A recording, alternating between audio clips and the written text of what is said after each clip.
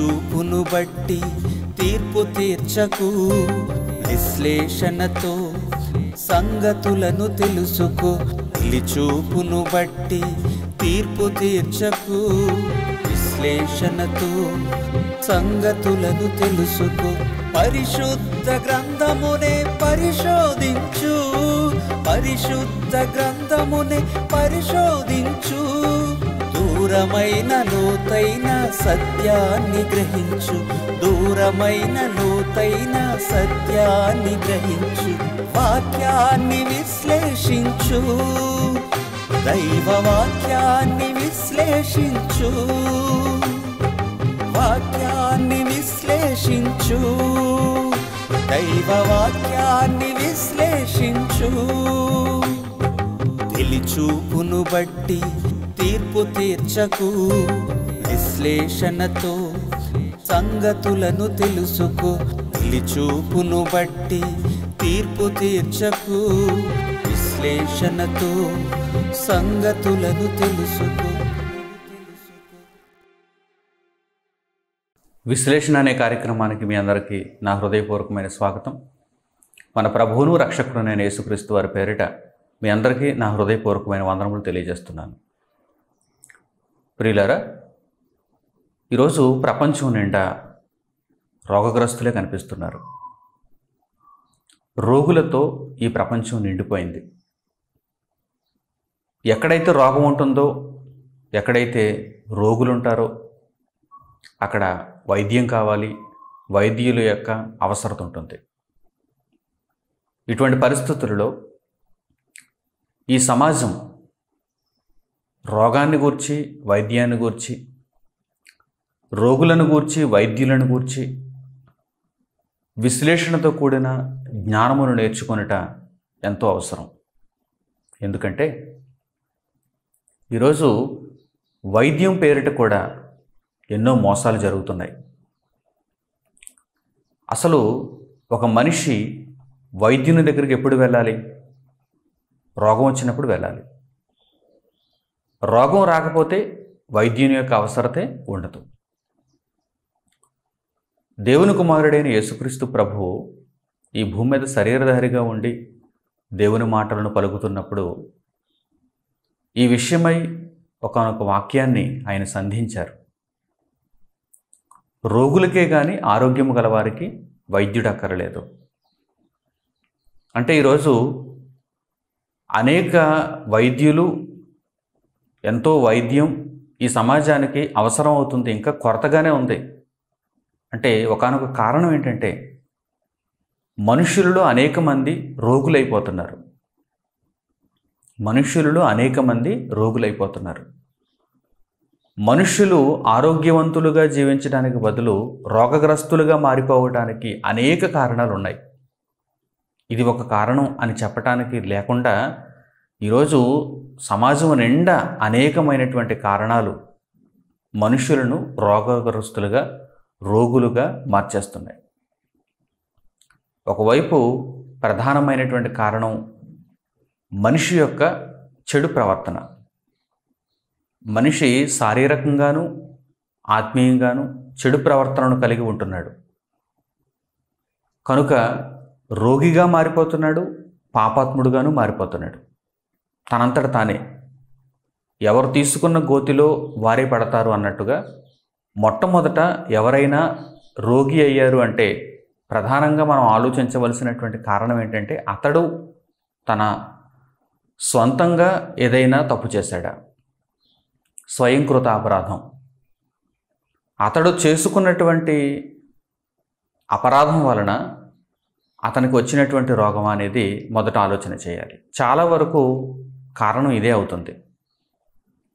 పొగ త్రాగుట, మద్యం సేవించుట, వ్యభిచార క్రియలు అతడు కలిగి ఉండుట, సరైన ఆహారపు అలవాట్లు అతడు కలిగి లేకపోవుట, వ్యాయామం చేయకపోవుట ఇత్యాది కారణాలన్నీ కూడా ఈ కోవలోనికి వస్తాయి. ఇక తరువాత సమాజపరంగా కూడా ఎన్నో కారణాలు ఉన్నాయి. కాలుష్యం పెరిగిపోవటం, వాతావరణ కాలుష్యం ఈరోజు చాలా బలంగా ఉంది. ఈ ప్రపంచం అంతా కూడా దేవుడు ఒకనాడు సృష్టించి ఇచ్చిన మంచిదైన ప్రపంచంగా లేదు. ఈ సృష్టి అంతా కూడా కలుషితం అయిపోయింది, పాడైపోయింది. గాలి కాలుష్యం అయిపోయింది, భూమి కాలుష్యం అయిపోయింది, నీరు కాలుష్యం బారిన పడిపోయింది, ఆహార పదార్థాలన్నీ కూడా కాలుష్యం బారిన పడిపోయాయి. ఇక ఆ తర్వాత సమాజపరంగా మనుషులలో అనేక మంది చేస్తున్నటువంటి అక్రమాలు, ఆహార విషయంలో పంటను పండించే విషయం దగ్గర నుండి పండినటువంటి పదార్థాలను, ఆహార పదార్థాలను మనుషులకు అందించేటువంటి ప్రక్రియ వరకు ఈరోజు ప్రతిదీ కూడా వ్యాపారంతో కూడుకున్నదిగా మారిపోయింది. తక్కువ కాలంలో ఎక్కువ లాభాన్ని సంపాదించాలనేటువంటి దురాలోచనతో నిండిపోయిన వ్యాపారాలుగా మారిపోయాయి. కనుక పండించే రైతు దగ్గర నుండి ప్రతి ఒక్కరూ కూడా ఈ విషయంలో అక్రమాలకు పాల్పడుతున్నారు. సేంద్రియ ఎరువులతో ఈరోజు పంటను పండించేవారు చాలా తక్కువ. తక్కువ కాలంలో లాభం కావాలి, తక్కువ భూభాగంలో ఎక్కువ పంట పండాలి, ఎందుకంటే నేను లాభపడాలి, మిగిలిన వారందరితో పోల్చుకుంటే నేను ఎక్కువగా లాభం తెచ్చుకోవాలనేటువంటి ఏకైక దృక్పథంతో, ఆలోచనతో ఈరోజు ఆహార పదార్థాలన్నీ కూడా కలుషితం బారిన పడిపోయాయి. అలాగే రైతు ఒకవేళ ఏదో ఆహారాన్ని పండించాడు, అదైనా ఉన్నది ఉన్నట్టుగా వినియోగదారునికి అందిద్దామనేటువంటి ఆలోచన ఈ మధ్యవర్తులకు ఉండదు, వ్యాపారస్తులకు ఉండదు. వీరు కూడా మరలా దానిలో కల్తీ ప్రారంభిస్తున్నారు, కల్తీ చేసేస్తున్నారు. అలా కల్తీ అయిపోయినటువంటి ఆహార పదార్థాలు ఎన్నో దశలలో ఎందరి అక్రమాలకు గురైపోయి మనకు తెలియదు కదా. ఎందరో అక్రమాలు చేయటం వలన ఈరోజు మన నోటి వరకు వచ్చేటువంటి ఆహార పదార్థం ఎంతో కాలుష్యానికి గురైపోయి మన దగ్గరకు వస్తుంది. కనుక వీటి వలన కూడా మనుషులు రోగగ్రస్తులుగా మారిపోతున్నారు. ఇలా అనేకమైనటువంటి కారణాలు ఉన్నాయండి. రాజకీయ పరంగా, మనుషుల పరంగా, అలాగే మనుషులు తమ స్వంతంగా తమకు తామే ఇలా హాని చేసుకోవటం వలన ప్రమాదకరమైనటువంటి పరిస్థితులను సృష్టిస్తున్నారు. మానవజాతి అంతా కూడా ఈరోజు రోగగ్రస్తులుగా మారిపోయారు. ప్రతి ఒక్కరిలో ఈరోజు ఏదో ఒక సమస్య ఉంది, శారీరకంగా ఏదో ఒక సమస్య ఉంది. ఇక ఆత్మీయంగా అయితే అందరూ పాపాత్ములుగానే మారిపోయారు. ఆత్మజీవితంలో ప్రతి ఒక్కరూ పాపాత్ములుగానే కనిపిస్తున్నారు. ఇటువంటి పరిస్థితులలో ఒక విశ్లేషణ అవసరం. మనకు మనముగా రక్షింపబడటానికి, దైవజ్ఞాన సంబంధముగా దేవుని మాటలను తెలుసుకొని మనము ఆరోగ్యంగా ఉండటానికి, ఇటు శారీరకంగాను అటు ఆత్మీయంగాను మనము చక్కగా ఆరోగ్యవంతులుగా జీవించడానికి దేవుని యొక్క మాటలు ఔషధ మూలికలుగా మనకు ఎంతో అవసరం. ప్రియులారా, రోగులు ఉన్నప్పుడు వైద్యులు కావాలి. రోగులు పెరిగిపోతున్నారు. ఈరోజు ప్రపంచం నిండా రోగులే. ఇప్పుడు ఎవరు కావాలి? వైద్యులు కావాలి. వైద్యులు ఏ స్థాయిలో కావాలి? వైద్యులు చాలా ఎక్కువగా కావాలి. కోటాను కోట్ల మంది రోగులు ఉన్నప్పుడు ఎంతమంది వైద్యులు కావాలి చెప్పండి? ఒకరో ఇద్దరు సరిపోరు, వైద్యులు ఎక్కువగా కావాలి. కనుక ఈ వైద్య రంగంలో అల్లోపతి అని, హోమియోపతి అని, ఆయుర్వేదం అని, నాటుమందులని ఇలా అనేకమైనటువంటి విభాగాలలో వైద్యం ఈరోజు ప్రజలకు అందుతూనే ఉంది. ప్రజలు ఆ వైద్యాన్ని స్వీకరిస్తూనే ఉన్నారు. మొట్టమొదట దేవుని జ్ఞానమును బట్టి మనం ఆలోచన చేయగలిగితే, మొట్టమొదట శారీరకంగా అయితే మనం ఎలా ఆలోచించాలంటే, వైద్యుని దగ్గరకు వెళ్లకుండానే మనం ఆరోగ్యవంతులుగా జీవించడానికి ప్రయత్నం చేయాలి. ఎందుకంటే యేసుక్రీస్తు ప్రభు వారు ఏమంటున్నారు? రోగులకే కానీ ఆరోగ్యం కలిగిన వారికి వైద్యుడు అక్కర్లేదు. వైద్యుడు అక్కరలేనట్టుగా ఆరోగ్యవంతులుగా జీవించటానికి మనం ప్రయత్నం చేయాలి. అందరూ ఇదే కదా కోరుకుంటారు. సర్వసాధారణంగా ఈ విషయాన్నే కదా అందరూ కోరుకుంటారు. నేను వైద్యుని దగ్గరకు వెళ్లకుండా, ఆసుపత్రికి వెళ్లకుండా, నేను నా జీవితకాలం అంతా కూడా ఆరోగ్యవంతునిగా జీవించాలి, నా చేతనైనంత మట్టుకు నేను మంచి ఆహారాన్ని తీసుకుని, మంచి అలవాట్లను కలిగి నేను ఆరోగ్యవంతునిగా జీవించాలని కదా చాలామంది కోరుకుంటారు. అవును, ప్రభువారు తెలియజేసిన మాటల్లో కూడా ఈ విషయం మనకు కనిపిస్తుంది. శారీరకంగా మనం ఆలోచించినప్పుడు, దేహపరంగా మనం ఆలోచన చేసినప్పుడు వైద్యుని దగ్గరకు వెళ్ళే అవసరత లేకుండా ఉన్న ఆహార పదార్థాలను, ఉన్న మంచి అలవాట్లను మనం కలిగి ఉంటూ మన జీవితకాలంలో దేవుడు మనకిచ్చిన ఆయుష్ను బట్టి ఆరోగ్యవంతులుగా జీవించడానికి మనం ప్రయత్నం చేయాలి. లేదు ఏదో ఒక కారణం చేత మనకు రోగం వచ్చింది, అప్పుడు మనం మంచి వైద్యం తీసుకోవాలి, మంచి వైద్యుని సంప్రదించాలి. ఎందుకంటే రోగులు ఎక్కువైపోయారు, వైద్యులు ఎక్కువగా కావాలి, వైద్యంలో కూడా ఎన్నో విభాగాలు వచ్చేసాయి. ఇలాంటి పరిస్థితుల్లో వైద్యంలోనూ వైద్యులలో కూడా చాలా అవకతవకలు ఈరోజు మనకు కనిపిస్తున్నాయి. ఎన్నో అక్రమాలు ఈరోజు మనకు కనిపిస్తున్నాయి. అప్పుడప్పుడు మనం వార్తలు వింటున్నాం.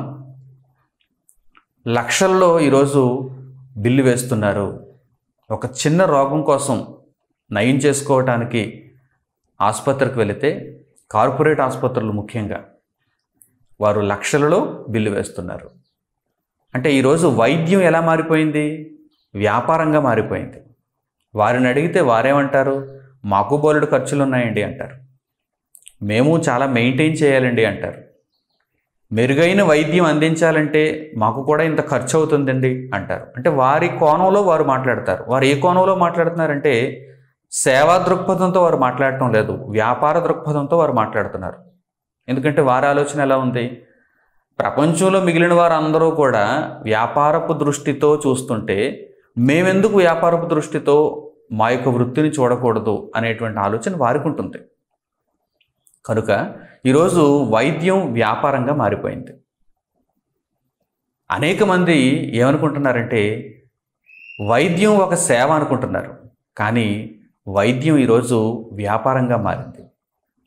అందరూ వైద్యులు ఇలాగే ఉన్నారని చెప్పడానికి వీలు లేదు. కొందరు మాత్రమే, అంటే వారిని వేళ్ల మీద లెక్క పెట్టచ్చు, కొందరు మాత్రమే తక్కువ ఫీజు తీసుకొని, ఒక్కొక్కసారి ఫీజు కూడా తీసుకోకుండా తమ చుట్టూ ఉన్నటువంటి వారికి వారు నేర్చుకున్నటువంటి వైద్యము ద్వారా, వారు చేస్తున్నటువంటి వైద్య వృత్తి ద్వారా సేవ చేస్తున్న వారు లేకపోలేదు, ఉన్నారు.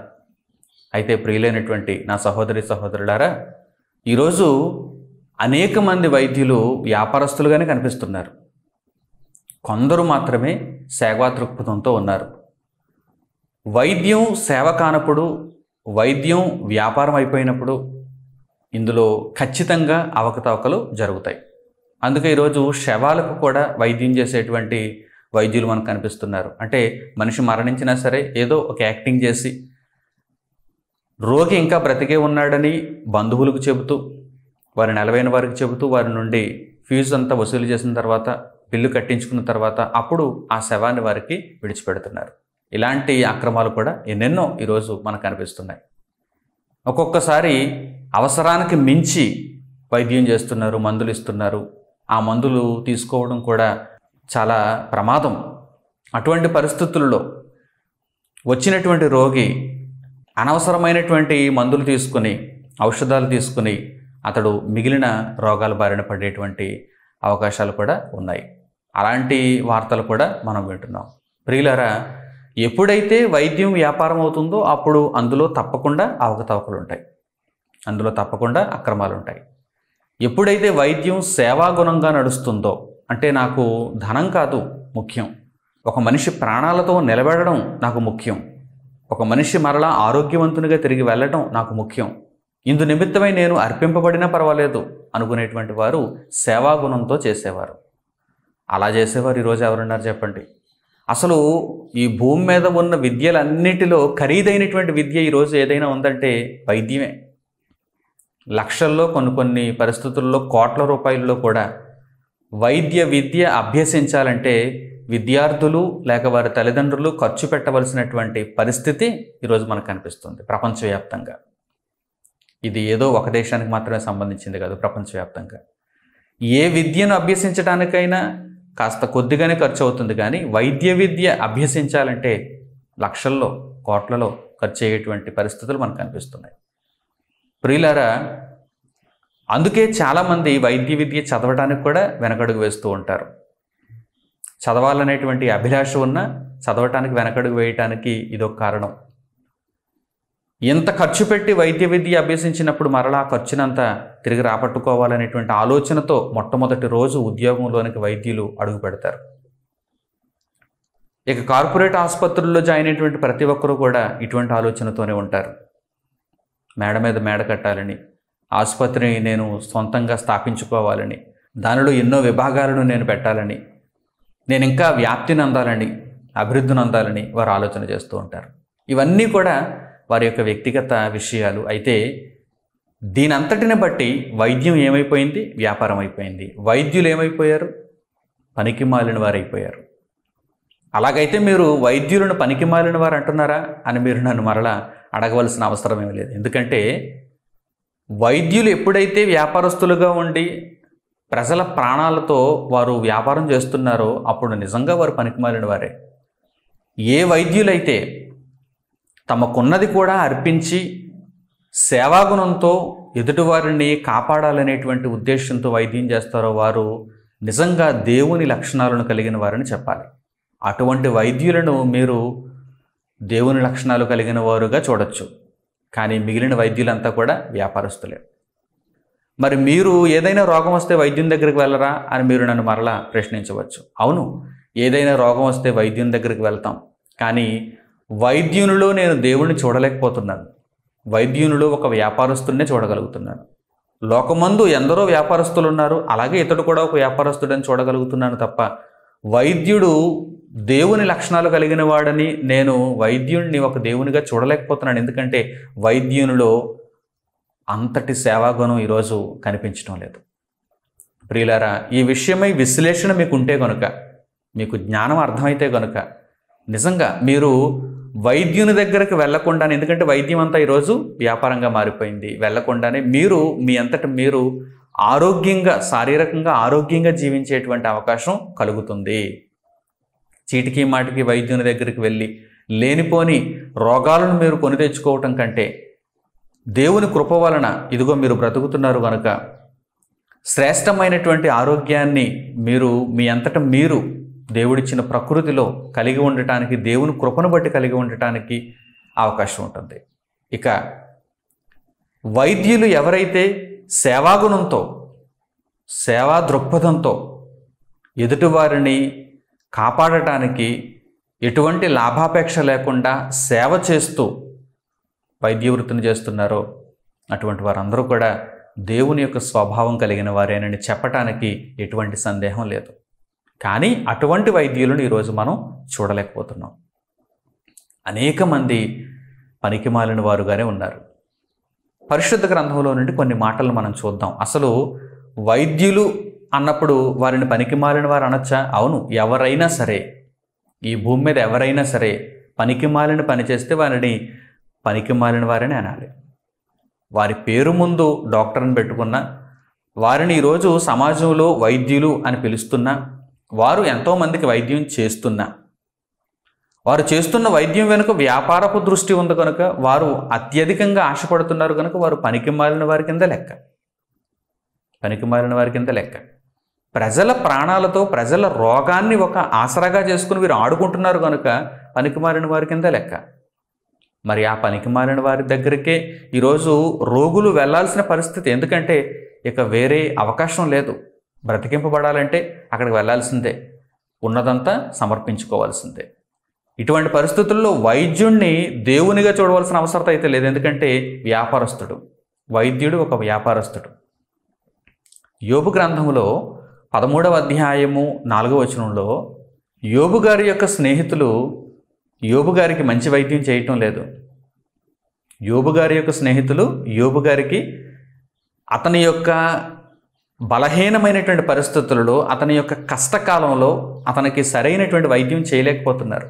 అప్పుడు యోబు గారు ఆయన స్నేహితులను చూసి ఏమంటున్నారంటే, మీరు పనికి మాలిన వైద్యులు అంటున్నారు. ఒక్కసారి ఆ మాటను మీరు చూడండి. అంటే వైద్యులలో కూడా పనికి మాలిన వారు ఉంటారు అనటానికి పరిశుద్ధ గ్రంథంలో ఈ మాటను బట్టి మనం చక్కగా నిర్ధారణ చేసుకోవచ్చు. యోబు గ్రంథము 13వ అధ్యాయము 4వ వచనం. యోబు గ్రంథము 13వ అధ్యాయము 4వ వచనం చూడండి. మీరైతే అబద్ధములు కల్పించువారు, మీరందరూ పనికి మాలిన వైద్యులు. యోబు గారు తన స్నేహితులను చూసి ఏమంటున్నారు? మీరైతే అబద్ధములు కల్పించేవారు, మీరందరూ పనికి మాలిన వైద్యులు అని యోబు గారు తన స్నేహితులను గురించి మాట్లాడుతున్నారు. అంటే పనికి మాలిన వైద్యం ఎప్పుడు ప్రారంభమైందో చూడండి. పురాతన కాలంలో ప్రారంభమైంది.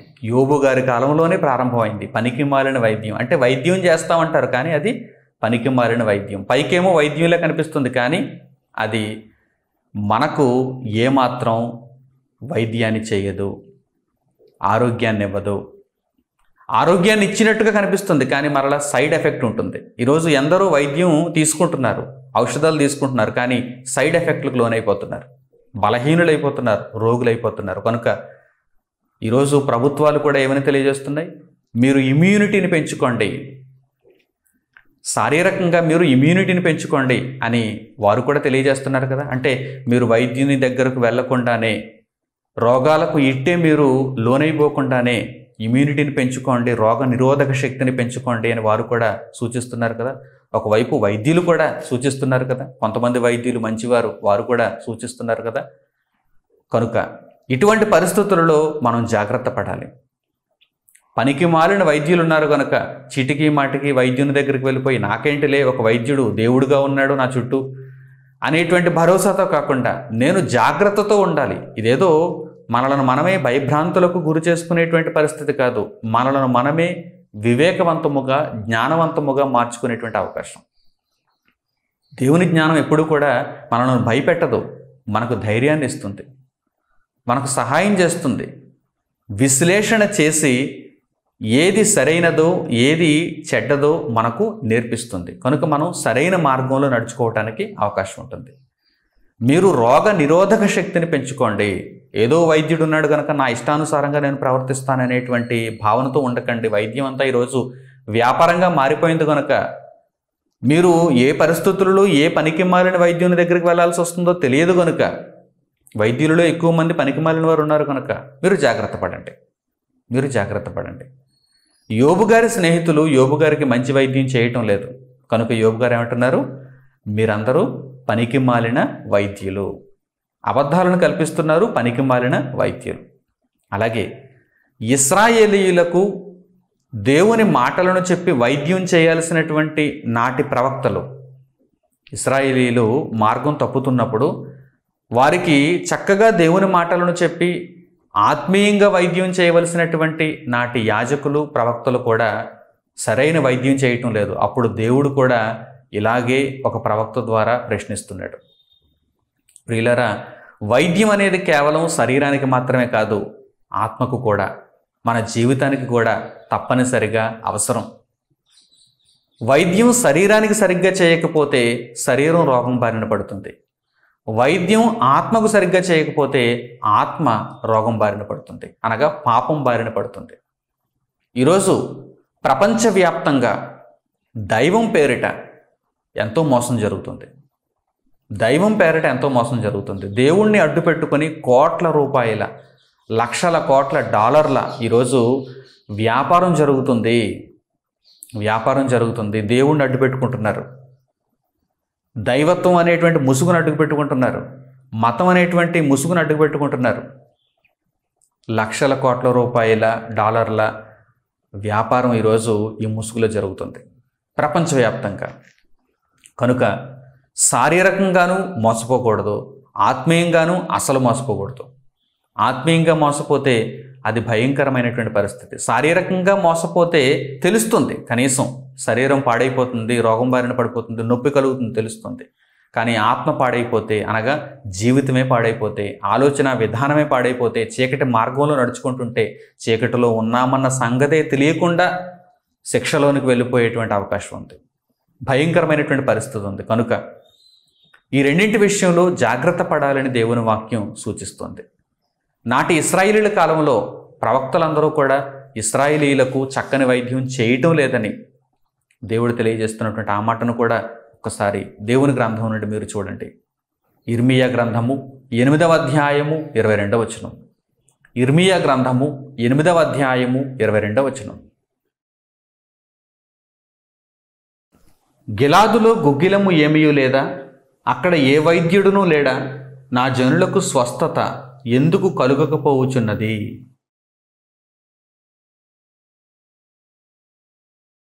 దేవుడు ఇక్కడ ఏమని ప్రశ్నిస్తున్నాడు? ఇశ్రాయేలీయులు తప్పుడు మార్గంలో ఉన్నప్పుడు, యూదులు దేవుని మార్గము నుండి వెళ్ళిపోయినప్పుడు ప్రవక్తలు, యాజకులు దేవుని మాటలను స్వచ్ఛమైనవిగా చెప్పి వారిని బ్రతికించాలి కదా. అలాంటి పరిస్థితులలో ఇశ్రాయేలీలందరూ కూడా దేవుని మార్గమును తప్పి చీకటి మార్గంలో నడుచుచున్నప్పుడు దేవుడు ఒక ప్రవక్త ద్వారా, ఇర్మియా ద్వారా ఏమని తెలియజేస్తున్నాడు చూడండి. గిలాదులో గుగ్గిలము లేదా అంటే, గుగ్గిలం అనగా ఔషధం. గిలాదులో గుగ్గిలము లేదా? అక్కడ ఏ వైద్యుడునూ లేడా? నా జనులకు ఎందుకు స్వస్థత కలగకపోవచ్చున్నది? ఈరోజు ప్రపంచం అంతా రోగగ్రస్తులతో ఎందుకు నిండిపోయింది? ఈరోజు ప్రపంచం నిండా రోగులు ఎందుకు కనిపిస్తున్నారు? ఎందరో వైద్యులు ఉన్నారు, వైద్య శాస్త్రంలో ఎంతో పురోగభివృద్ధి సాధించామని చెప్పుకుంటున్నారు, ఎన్నో ఔషధాలు ఉన్నాయి. అయినా సరే ఎక్కడ చూచినా సరే రోగులే కదా. ఆసుపత్రుల నిండా రోగులే కదా. వైద్యులు మేము వీరికి వైద్యం చేయలేకపోతున్నాం అని చేతులు ఎత్తేస్తున్నారు కదా. ఇంతటి భయంకరమైనటువంటి పరిస్థితి ఏంటి? రోగులు విస్తారంగా ఉన్నారు. ఒకవైపు వైద్యం చేసేవారు కూడా పనికిమాలిన వారుగానే కనిపిస్తున్నారు. కొందరు మాత్రమే సేవా దృక్పథంతో సేవ చేస్తున్నారు, వైద్యం చేస్తున్నారు. చేసే వైద్యంలో కూడా ఎంతో నకిలీ ఈరోజు ఉంటుంది కనుక, బయటపడుతోంది కనుక, ప్రజలలో విశ్లేషణతో కూడిన జ్ఞానం లేదు కనుక అనేకులు రోగులుగానే కనిపిస్తున్నారు. శారీరకంగానూ రోగులుగానే కనిపిస్తున్నారు, ఆత్మీయంగానూ రోగులుగానే కనిపిస్తున్నారు. ప్రియులారా, ఇటువంటి పరిస్థితుల్లో నుండి బయటకు రావాలని దేవుని విశ్లేషణతో కూడిన జ్ఞానమును నేర్చుకొని మీరు ఆరోగ్యవంతులుగా ఉండాలని దేవుడు సూచిస్తున్నాడు. దేవుడు మనకు ఆయన జ్ఞానపు మాటల ద్వారా తెలియజేస్తున్నాడు. ప్రియులారా, వైద్యానికి జీవనం అంతా ఖర్చు చేసినటువంటి సందర్భాలు కూడా పరిశుద్ధ గ్రంథంలో మనకు కనిపిస్తున్నాయి. శారీరకంగా వచ్చినటువంటి ఒక రోగం నిమిత్తం వైద్యులకు తన జీవనమంతా, తన జీవనోపాధిగా సంపాదించుకున్నదంతా కూడా ఖర్చు చేసినటువంటి ఒక మహిళ పరిశుద్ధ గ్రంథంలో మనకు కనిపిస్తుంది. అంటే ఈ విషయాన్ని బట్టి లోక సంబంధంగా మనకు ఏదైనా భయంకరమైన రోగం కలిగితే మనకు ఉన్నదంతా అర్పించవలసి వస్తుంది అనేటువంటి విషయం కూడా మనకు అర్థమవుతుంది. ఎందుకు ఉన్నదంతా అర్పించవలసి వస్తుంది అనగానే వైద్యం ఖరీదైంది అయిపోయింది, వైద్యం వ్యాపారంగా మారిపోయింది, వైద్యం ఖరీదైందిగా మారిపోయింది. వైద్యునిలో ఈరోజు దేవుణ్ణి చూడలేకపోతున్నాం, వైద్యునిలో ఈరోజు వ్యాపారస్తుని చూడగలుగుతున్నాం. ఇది ఏనాటి సందర్భం? ఇది ఈరోజు ఇప్పుడు తయారైన సందర్భం కాదు. యేసుక్రీస్తు ప్రభు భూమి మీద శరీరధారిగా జీవించినటువంటి కాలంలోనే ఉన్నటువంటి సందర్భం. ఒక్కసారి మీరు పరిశుద్ధ గ్రంథాన్ని చూడండి, ఆశ్చర్యపోతారు. మార్కు సువార్త 5వ అధ్యాయము 25వ వచనం నుంచి, మార్కు సువార్త 5వ అధ్యాయము 25వ వచనం నుంచి, 12 ఏండ్ల నుండి రక్తస్రావ రోగము కలిగిన ఒక స్త్రీ ఉండెను. ఆమె అనేక వైద్యుల చేత ఎన్నో తిప్పలు పడి తనకు కలిగినదంతయు వ్యయము చేసుకొని ఎంత మాత్రమును ప్రయోజనము లేక మరింత సంకటపడెను.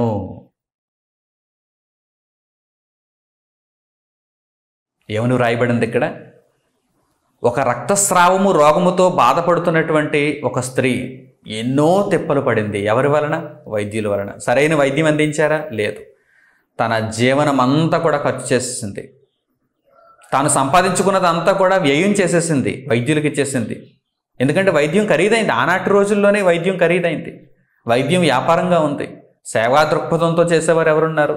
నీకు వచ్చిన రోగం నా కుటుంబంలో ఎవరికైనా వస్తే నేను ఎలా ఖర్చు చేస్తాను, నేను ఎలా వైద్యం చేస్తాను, నీకు కూడా అలాగే చేస్తాను అనేటువంటి వైద్యులు ఎవరైనా ఉంటారా? లేదు. నీకు వచ్చినటువంటి రోగం నా జేబు నింపడానికి వచ్చినటువంటి రోగం అనుకునేటువంటి వైద్యులు ఈరోజు ఎందరో ఉన్నారు.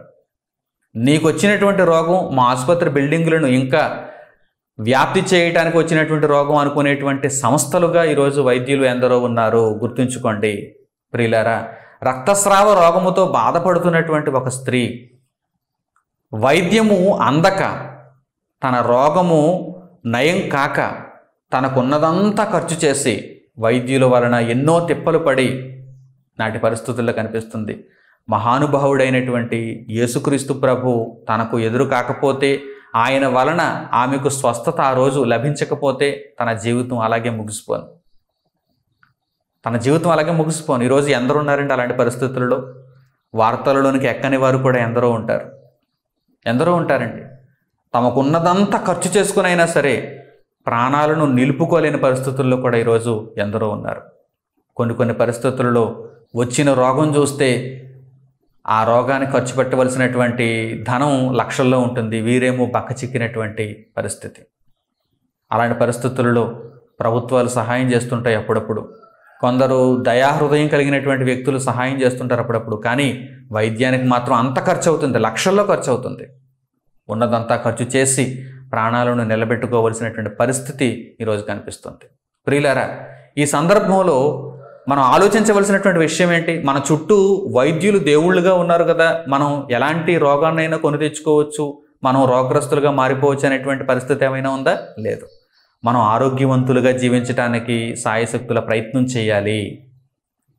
మనము మన రోగ నిరోధక శక్తి, దేవుడు మనకు శరీరంలో ఇచ్చినటువంటి రోగ నిరోధక శక్తిని బలోపేతం చేసుకోవడానికి మనం ప్రయత్నం చేయాలి. ఆరోగ్యవంతులుగా జీవించడానికి ప్రయత్నం చేయాలి. సాధ్యమైనంత వరకు వైద్యుని దగ్గరికి వెళ్ళకపోవడం మంచిది. సాధ్యమైనంత వరకు వైద్యులు ఇచ్చేటువంటి ఔషధాలను తీసుకోకపోవడం మంచిది. ప్రకృతిలో దేవుడిచ్చినటువంటి ఆహార పదార్థాలతోనే మనము మన జీవనాన్ని ముందు కొనసాగించుకోవడం మంచిది. అలాగని వైద్యుని దగ్గరికి వెళ్ళొద్దని చెప్పడం లేదు. రోగం వచ్చినప్పుడు వైద్యుని దగ్గరికి వెళ్ళాలి, ఎందుకంటే భయంకరమైన పరిస్థితి కదా. వ్యాపారం అని తెలిసినా వెళ్ళాలి. ఉన్నదానిని ఖర్చు చేసుకొని మన ప్రాణాలను నిలబెట్టుకోవడానికి మనం తెగించాలి. ఆ పరిస్థితుల్లో అయితే తెగించాలి. కానీ ముందే మనం జ్ఞానం కలిగిన వారం అయితే ఆ పరిస్థితి రాకుండా ఉండడానికి అవకాశం ఉంటుంది. ఇప్పటి వరకు నేను శరీరపరంగా మనుషులకు వచ్చేటువంటి రోగాలను గురించి మాత్రమే చర్చించాను. అయితే ఆత్మీయంగా కూడా మనుషులకు రోగాలు వస్తాయని మీకు తెలియజేశాను కదా. మనిషి చేసేటువంటి అక్రమాల వలన, మనిషి చేసేటువంటి పాపం వలన ఆత్మకు రోగం వస్తుంది. ఆత్మ చీకటి మార్గంలోనికి వెళ్ళిపోతుంది. ఈ పరిస్థితుల్లో దేవుడు ఇచ్చే శిక్షను మనం చివరకు నిత్య శిక్షగా అనుభవించవలసి వస్తుంది. ఈ మాటను పరిశుద్ధ గ్రంథంలో మనం చూడగలిగితే దేవుడు ఏమంటున్నాడు తెలుసా? పాపము వలన వచ్చు జీతం మరణం అంటున్నాడు. అంటే మరణం అనగా ఈ భూమి మీద శారీరకంగా వచ్చే మరణం కాదు. ఈ శారీరకంగా వచ్చే మరణం అందరికీ వస్తుంది. ఆయుష్ తీరిన తర్వాత అందరూ మరణిస్తారు. అయితే మరలా ఆత్మకు మరణం ఉంటుంది. అది నిత్య శిక్షతో కూడినదిగా ఉంటుంది. అక్కడ అగ్ని ఆరదు, పురుగు చావదు. ఈ భూమి మీద దేవుడు ఇచ్చినటువంటి ఆయుష్కాలంలో మనం దేవుని యొక్క సంకల్పమునకు తగినట్టుగా బ్రతకాలి. లేని పక్షంలో మన ఆత్మ చీకటి మార్గంలోనికి వెళ్ళిపోతుంది. చేయకూడని అసాంఘిక కార్యక్రమాలు చేయటానికి మనలను ప్రేరేపిస్తుంది. శారీరకంగా మనం ఈ భూమి మీద ఎన్నో తప్పుడు కార్యక్రమాలు చేస్తూ ఆత్మకు పాపాన్ని అంటించుకుంటున్నాము. ఈ పాపము వలన వచ్చే జీతం జీవం కాదు, మరణం.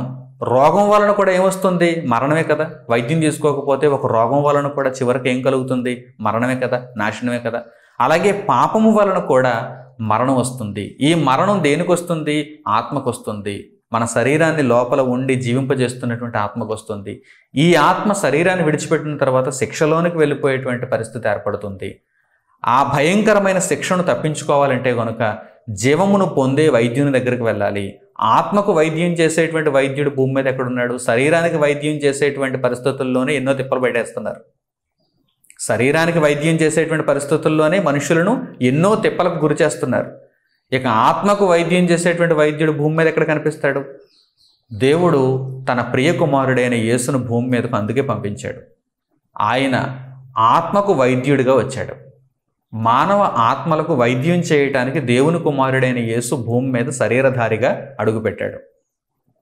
ఆయన దేవుని కొరకు బ్రతికినవాడై, దేవుని చిత్తమును పరిపూర్ణం చేసినవాడై, ధర్మశాస్త్రమును కూడా నెరవేర్చినవాడై, శిలువ మీద తన ప్రాణమును అర్పించుట వలన సర్వలోకమును రక్షించటానికి సమర్థుడుగా కనిపిస్తున్నాడు. అందువలన దేవుడు ఆయనను సమాధిలో నుండి 3వ దినమున తిరిగి లేపాడు. ఆయన పునరుత్థానుడై ప్రస్తుతం దేవుని కుడిపార్శ్వమందు ఆసీనుడైన వాడై, ముల్లోకాలకు అధిపతి అయి, ఎవరైతే ఆయన నామమున శరణు వేడుకుంటున్నారో వారినందరినీ ఆత్మపరంగా రక్షించటానికి సమర్థుడైన వైద్యుడు. ఆయన వ్యాపారం చేయలేదు. మానవ ఆత్మలతో ఆయన వ్యాపారం చేయలేదు, ఇప్పటికీ చేయటం లేదు. ఎప్పటికీ ఆయన వ్యాపారం చేయడు. ఆయన అర్పణ చెందాడు. ఒక వైద్యుడు ఎలా ఉండాలో ఆయన చూపించాడండి. అర్పణ చెందాడు. మనుషుల కొరకు తన ప్రాణాన్ని ఇచ్చాడు, రక్తం గార్చాడు, శ్రమను అనుభవించాడు. ప్రియులైనటువంటి నా సహోదరి సహోదరులారా, ఈ వైద్యుని గురించి ఎవరికైతే అర్థమవుతుందో వారికి నిత్య జీవం దక్కుతుంది. వారు ప్రభువైన యేసు ద్వారా పరలోకమును చేరుకునేటువంటి అవకాశం కలుగుతుంది. ఈ భూమి మీద ఏ వైద్యుడినైనా ఈరోజు మనం చూడగలుగుతున్నామా? ధనం తీసుకోకుండా, వ్యాపారం చేయకుండా రోగాలను నయం చేసేటువంటి వైద్యులుగా ఎవరినైనా మనం చూడగలుగుతున్నామా? లెక్కకు కొందరైనా మనకు కనిపిస్తున్నారా? అనేక మంది అందరూ ఒకరిని చూచి ఒకరు ప్రేరణ నొందుతూ మేము ఈ విద్యను అభ్యసించడానికి ఎంతో ఖర్చు చేశాం కనుక మా వృత్తిలో మేము దానికి మించిన దానిని సంపాదించాలి అనేటువంటి ఆలోచనతో ఈరోజు వ్యాపారంగా చేస్తున్నారు, వైద్యాన్ని వ్యాపారంగా చేస్తున్నారు. కానీ ఆత్మను రక్షించటానికి దేవుని చేత పంపబడిన ఆయన కుమారుడు యేసుక్రీస్తు ప్రభువు మానవులతో వ్యాపారం చేయలేదు. ఆయన మానవుల కొరకు ప్రాణం ఇచ్చాడు, రక్తం కార్చాడు, అర్పింపబడ్డాడు. కనుక ఈరోజు ప్రపంచమంతా ఏమనుకుంటుందంటే వైద్యులు దేవుళ్ళు అనుకుంటుంది, కానీ వైద్యులు వ్యాపారస్తులు. దేవుడు మాత్రం వైద్యుడయ్యాడు. దేవుడు మాత్రం వైద్యుడయ్యాడు. దేవుని కుమారునిగా, దైవముగా ఈ భూమి మీద జీవించినటువంటి యేసుక్రీస్తు ప్రభువు వైద్యుడయ్యాడు. కనుక వైద్యుడు దేవుడు కాలేకపోతున్నాడు, కానీ దేవుడు వైద్యుడయ్యాడు. ఎందరైతే ఈ దైవ స్వభావంతో శారీరకంగా కూడా ఈరోజు సేవా దృక్పథంతో, వ్యాపార దృక్పథంతో కాదు, సేవా దృక్పథంతో మనుషులకు వైద్యం చేయాలనేటువంటి ఆలోచన కలిగి ఉంటారో వారు కూడా దేవుని లక్షణం కలిగిన వారేనని ఖచ్చితంగా చెప్పవచ్చు. అయితే ఈరోజు వైద్యులు దేవుళ్ళు కాలేకపోతున్నారు. వైద్యులు మీరు అనుకున్నట్టుగా దేవుళ్ళు కాలేకపోతున్నారు, కానీ దేవుడు వైద్యుడయ్యాడు. దేవుడు వైద్యుడయ్యాడు. మీ ఆత్మ రోగమును, ఆ రోగము వలన వచ్చేటువంటి మరణమును, పాపము వలన మీకు ఇచ్చేటువంటి జీతం మరణం కనుక ఆ మరణమును తప్పించటానికి ప్రభువైన యేసు నిత్య జీవమును మీకు అనుగ్రహిస్తున్నాడు. నిత్య జీవమును మీకు అనుగ్రహిస్తున్నాడు. ప్రియులారా, వ్రాయబడిన ఒక చక్కని మాటను మీరు చూడగలిగితే, మన యొక్క పాప రోగమును ఆయన భరించాడు, సిలువ మీద ఆయన భరించాడు. ఇలా మన రోగములను భరించే వైద్యులు ఎవరున్నారండి? ఆసుపత్రికి వెళ్ళినప్పుడు మన రోగములను భరించే వైద్యులు ఎవరున్నారండి? మనం వెళ్ళగానే వారి జేబు నిండుతుందని వారు ఆలోచన చేస్తారు. వారికి ఫీజు కావాలి. మీరు ఎన్నిసార్లు ఆసుపత్రికి వెళ్తే అంత ఆనందం వారికి. కానీ ప్రభు అయిన యేసైతే అలా కాదండి. ఆయన మన కొరకు అర్పింపబడ్డాడు. దేవుడు వైద్యుడయ్యాడు గనక మన కొరకు ఆయన అర్పింపబడ్డాడు, మనలను ఆయన బ్రతికించాడు. ఒక చక్కని మాట పరిశుద్ధ గ్రంథం నుండి ఇప్పుడు మీకు పరిచయం చేస్తాను. పేతురు గారు రాసిన మొదటి పత్రిక 2వ అధ్యాయము 24వ వచనం చూడండి. పేతురు గారు రాసిన మొదటి పత్రిక 2వ అధ్యాయము 24వ వచనం. మనము పాపముల విషయమై చనిపోయి నీతి విషయమై జీవించున్నట్లు ఆయన తానే తన శరీరమందు మన పాపములను మ్రాను మీద మోసుకొనెను. ఆయన పొందిన గాయముల చేత మీరు స్వస్థత నొందిరి.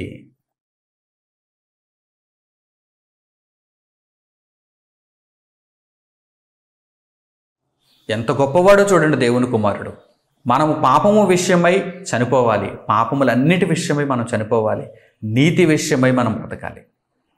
అంటే ఆయన వలన స్వస్థత నొందిన వారు ఎలా బ్రతుకుతారో చూడండి. నీతి విషయమై బ్రతికేవారుగా, పాపముల విషయమై మరణించిన వారుగా కనిపిస్తారు. అంటే వారిలో ఇక పాపము కనిపించదు, వారిలో ఇక నీతి కనిపిస్తుంది. ఎంత గొప్ప దయామయుడైన వైద్యుడో చూడండి. దేవుడే వైద్యుడైతే ఎలా ఉంటుందో చూడండి. ఈ వైద్యుడు మనలను బాగు చేసిన తర్వాత మరలా మనం రోగులుగా మారాలని కోరుకోవటం లేదు. ఎందుకంటే జేబు నింపుకునేటువంటి వైద్యుడు కాదు కదా, వ్యాపారం చేసే వైద్యుడు కాదు కదా యేసుక్రీస్తు ప్రభు. చక్కగా మీరు ఆలోచన చేస్తున్నారా? లోకమందు ఉన్నటువంటి ఈరోజు పనికిమాలిన వైద్యులైతే మరలా మరలా మరలా మనం వారి దగ్గరకు వెళ్ళేలా, మనం వారి జేబు నింపేలా వారు మనకు వైద్యం చేస్తున్నారు. కానీ ప్రభు అయిన యేసు ఏమంటున్నారు? మీ పాపములను నేను కడిగివేసిన తర్వాత మీరు మరలా పాపము జోలికి వెళ్ళకూడదు. మీరు నీతి విషయమై బ్రతకాలి, పాపం విషయమై మీరు మరణించిన వారుగా ఉండాలి. నా శరీరమందు మీ పాపములన్నిటినీ నేను సిలువ మీద మోసుకొని వెళ్ళాను. నేను పొందిన దెబ్బల చేత మీకు స్వస్థత కలుగుచున్నది, మీ పాప విముక్తి జరుగుచున్నది. ప్రభు అయిన యేసుక్రీస్తు వారు తెలియజేస్తున్నారు. ప్రియులైన నా సహోదరి సహోదరులారా, ఇంత గొప్ప వైద్యుడిని మనం కనుగొనగలమా? విశ్లేషణ ద్వారా మనకు అర్థమవుతున్నటువంటి దేవుని జ్ఞానమును మీరు ఒక్కసారి ఆలోచన చేయండి. ఈరోజు ప్రపంచం అంతా కూడా రోగగ్రస్తులతో నిండిపోయినప్పుడు, వైద్యులందరూ పనికిమాలిన వారు అవుతున్నప్పుడు, మనము ఈ పరిస్థితిని విశ్లేషిస్తే అసలు మన జీవితంలో శరీర సంబంధమైనటువంటి రోగం విషయంలో మనం ఆరోగ్యంగా ఉండాలనేటువంటి విషయంతో పాటుగా ఆత్మ సంబంధమైనటువంటి విషయంలో మనం ఏం చేస్తున్నాం? ఆత్మ సంబంధమైనటువంటి వైద్యుడు భూమి మీద ఎక్కడ కనిపిస్తున్నాడు? మన కొరకు అర్పింపబడేటువంటి వైద్యుడిగా ఎవరు కనిపిస్తున్నారు? ఒక్కసారి ఆలోచన చేయండి. దేవుడే వైద్యుడైపోయి మానవాళి కొరకు తన ప్రాణాన్నిచ్చి, మానవాళి కొరకు తనకున్న సమస్తమును అర్పించి మనుష్యులను బ్రతికించాడు. ఎందరైతే ఆయన దగ్గర వైద్యం తీసుకుంటారో వారు పాపముల విషయమై మరణించిన వారై నీతి విషయమై బ్రతికేవారుగా ఉంటారు. వారందరూ కూడా వెలుగుతో కూడిన మార్గంలో నడుచుకోవడానికి అవకాశం ఉంటుంది. వారికి చివరికి దక్కేదేంటో తెలుసా? నిత్య జీవం, ఆరోగ్యంతో కూడిన నిత్య జీవం. రోమీయులకు పౌలు గారు రాసిన పత్రిక 6వ అధ్యాయము 23వ వచనం చూడండి. అపోస్తలుడైన పౌలు గారు రోమీయులకు రాసిన పత్రిక 6వ అధ్యాయము 23వ వచనం. ఎలయనగా పాపము వలన వచ్చు జీతము మరణము, అయితే దేవుని కృపావరము మన ప్రభువైన క్రీస్తు యేసునందు నిత్య జీవము.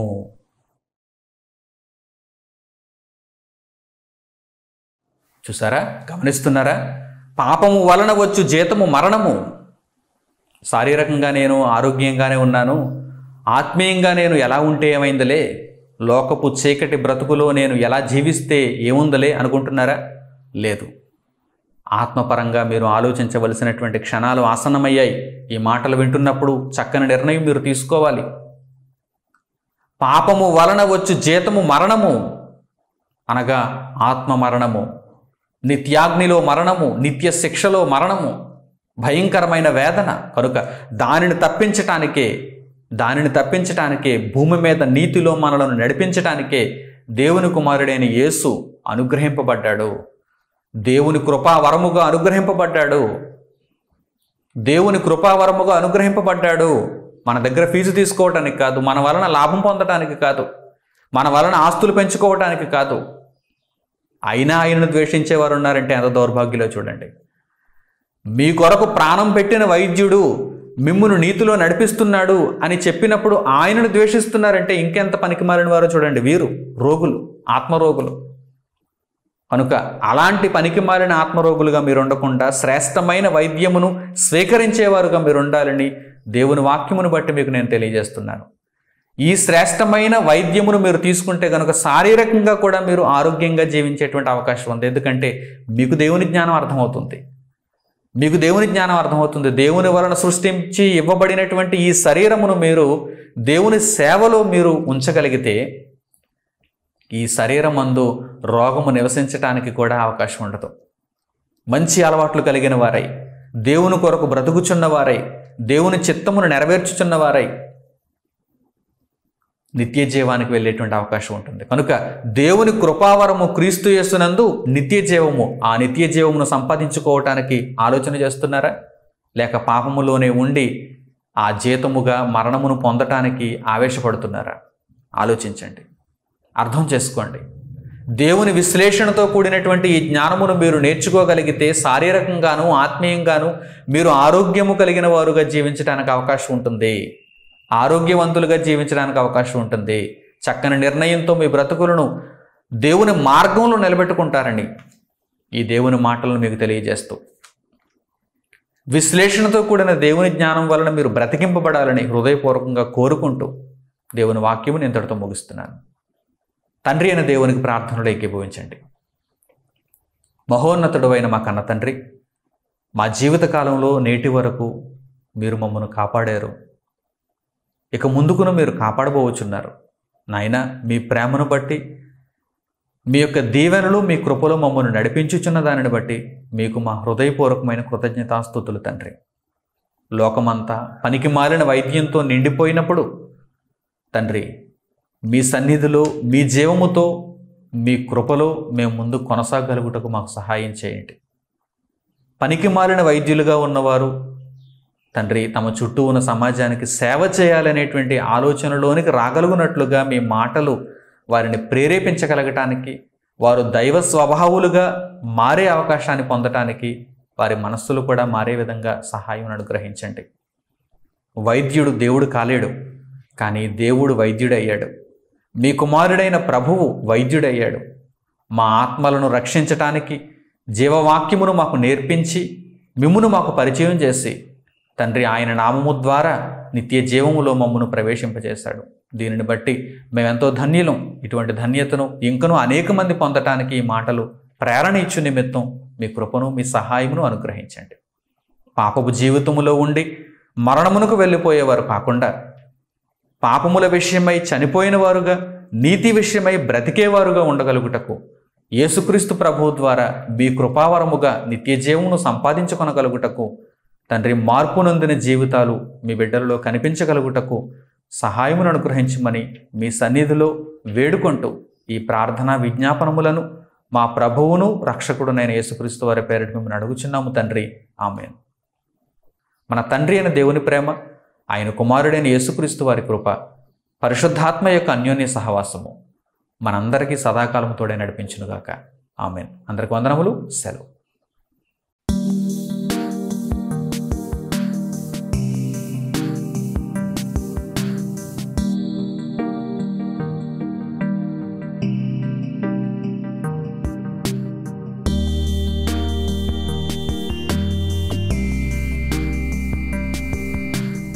సహోదరులు మణికుమార్ గారు ప్రసంగించిన ఎన్నో ఆత్మ సంబంధమైన సంగతులను ఉచితంగా వీక్షించుటకు మా యూట్యూబ్ ఛానల్స్ను తప్పక దర్శించండి. మా సమాచారమును ఎప్పటికప్పుడు తెలుసుకొని ఆత్మీయ అభివృద్ధిని పొందవలనంటే మా యూట్యూబ్ ఛానల్స్ను సబ్స్క్రైబ్ చేసుకోండి. సత్వర నోటిఫికేషన్ కొరకు సబ్స్క్రైబ్ బటన్ ప్రక్కన ఉన్న బెల్ సింబల్ను క్లిక్ చేయండి. మరిన్ని వివరాలకు మీరు సంప్రదించవలసిన మా ఫోన్ నంబర్స్ 8978414178 మరియు 8333927666. ధన్యవాదములు.